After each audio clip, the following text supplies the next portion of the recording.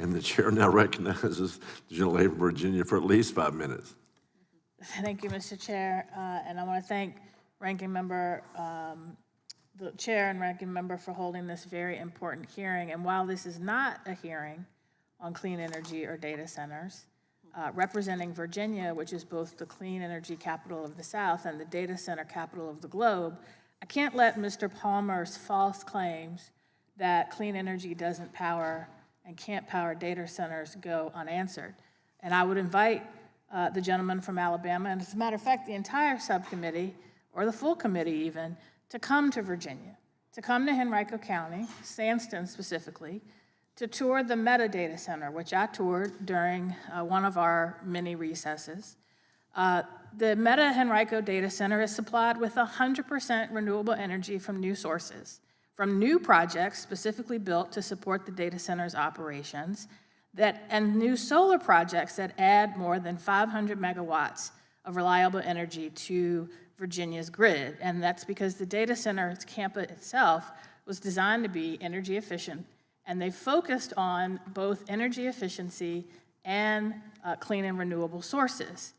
Two things that the Trump administration, with the help of our Republican colleagues, are trying to gut. It's not just Meta, though. Amazon states that its data centers are powered by clean energy with 100% of the electricity consumed by its operations, including its data centers, matched with renewable energy in 2023. So if anybody would like to come to Virginia and tour this 100% clean energy powered, solar powered data center, just let me know. I am happy to arrange a tour. But let me get back to what we're supposed to be talking about today, which is grid security. Now, as Chair Guthrie mentioned earlier, we've seen nation states use AI to enhance and automate cyber attacks against American corporations and entities.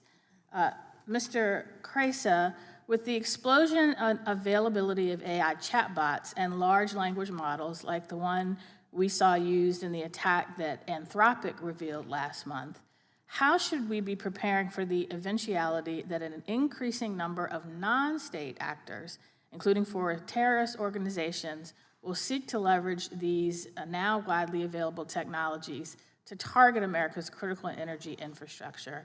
And how can we increase our adaptability to this threat? Thank you, Congresswoman. Indeed, the explosion of AI technologies are lowering the bar for how much resources and expertise you need to mount a malicious cyber campaign. And as a result, we're going to need to take defense more seriously across the digital ecosystem, and in particular in our critical infrastructure. And I think the answer is going to be modernization from top to bottom. Thank you. And as a follow-up, to what extent have we established a whole-of-government approach that ensures that government agencies and interagency entities are working with utilities and other private partners to monitor, prevent, and react to cyber threats to the grid? And to what extent, if at all, should we be looking to better leverage the resources of interagency efforts to bolster the security of the grid? And again, Mr. Kresa, this one's for you. I think we are standing on a strong foundation built from the last few decades of hard-won lessons in defending our infrastructure from physical and cyber attacks, but it needs to continue to evolve to be flexible to the modern realities facing us in the years ahead. Who makes up the energy stakeholder ecosystem is changing. We are getting more entrepreneurs, more diffuse and diverse sources of dynamic, new, inventive technologies that need to be folded into our existing information sharing and threat response ecosystem. And in your testimony and in your response to one of my questions, you note that America's current electric grid is a hodgepodge of outdated analog technology and more recent digital tools and components that create seams through which bad actors can gain access, compromise, and attack the grid.